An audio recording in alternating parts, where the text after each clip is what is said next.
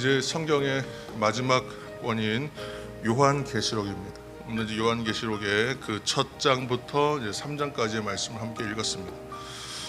요한계시록은 이제 큰 틀에서 말하는 주제는 세상의 모든 역사는 하나님의 주권 아래 있는 것이다. 이제 이렇게 강조하며 밝히고 있습니다.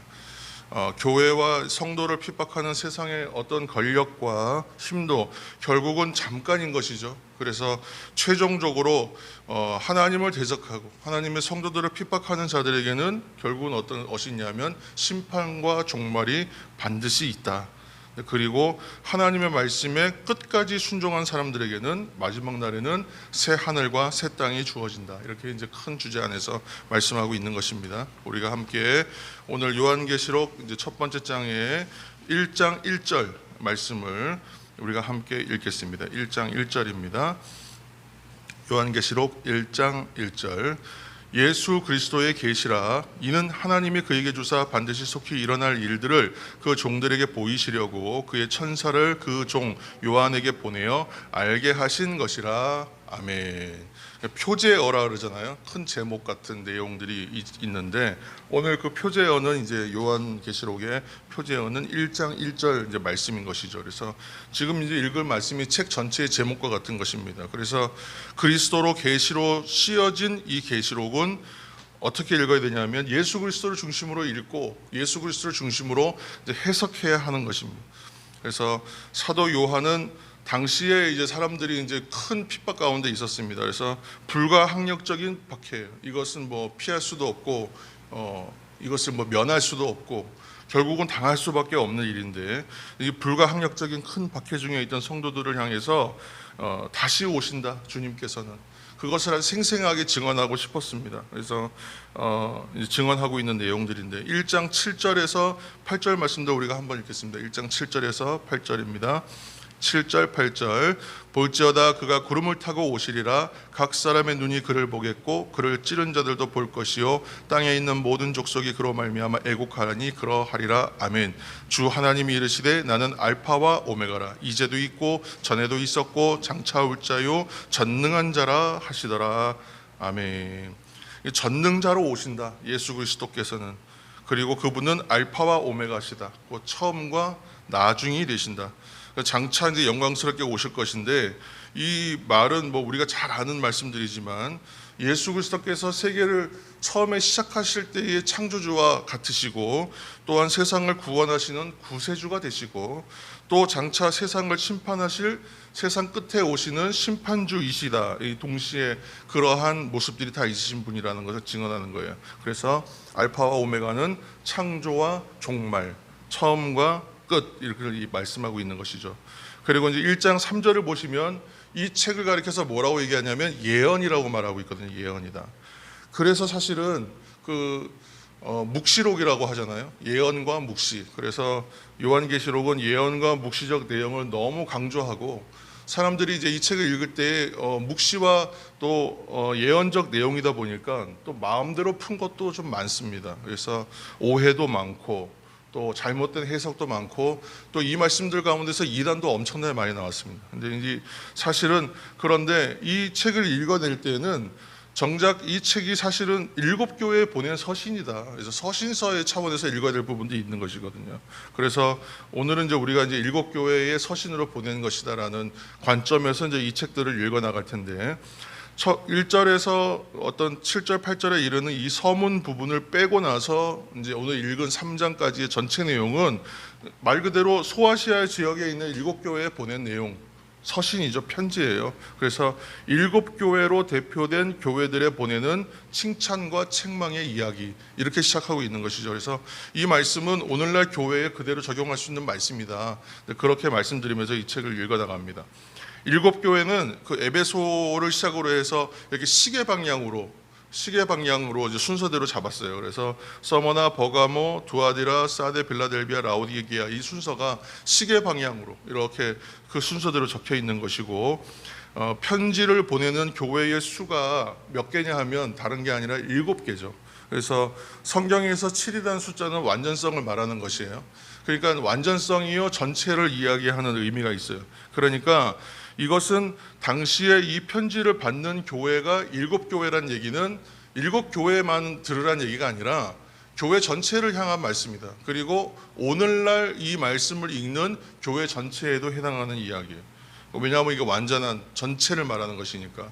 그래서 전체 교회를 대표하는 것을 의미하는 것이요, 7교회에 주시는 말씀은 동일하게 오늘날 교회에 이르기까지 모든 교회를 향한 메시지이다는 것을 이제 의미하고 있습니다.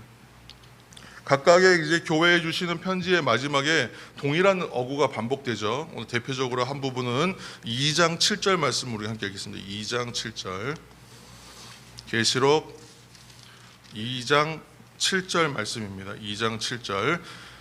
귀 있는 자는 성령이 교회들에게 하시는 말씀을 들을지어다. 이기는 그에게는 내가 하나님의 낙원에 있는 생명나무의 열매를 주어 먹게 하리라.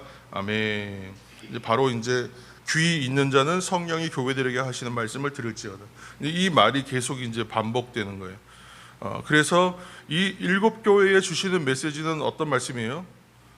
귀 있는 사람들은 모두가 들어야 하는 말씀, 모두에게 적용되는 말씀이다. 성령이 하시는 말씀이시다. 그래서 모든 교회와 성도들이 귀를 기울여 들어야 하는 메시지가 이 메시지입니다. 이렇게 우리가 해석하는 것이죠. 그래서 당시에 이 메시지가 어떤 사람들에게 주시는 말씀이었나를 이제 생각하면 되는 것입니다. 그래서 그 당시에 교회와 성도들이 처한 상황이 어떠했는가를 우리가 잘 이해해야 되는데, 대체로 이제 두 가지 중대한 위협이 있었어요.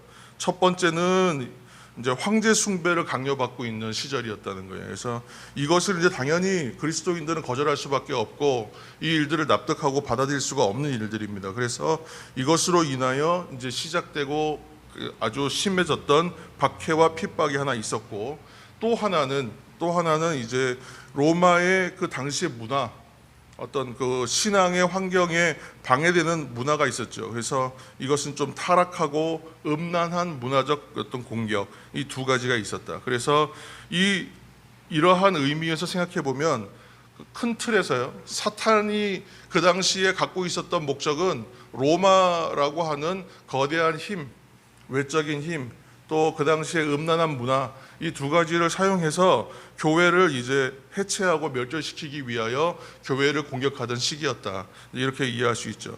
그러니까 오늘날도 사실은 그것은 뭐 방법이나 모양은 달라졌지만 방법은 거의 동일하게 여전히 교회가 이제 공격하고 이제 박해하고 핍박받는 목적들이나 이 이야기들은 거의 비슷한 대동소이합니다.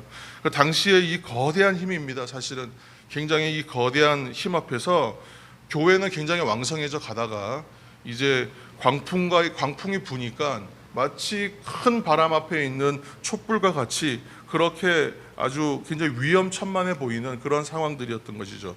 그때 주님께서 사도 요한에게 보여주신 계시 또는 예언의 말씀이 이 계시록의 말씀이라는 거예요. 말씀 한 절 더 읽을 때 3장 22절입니다. 3장 22절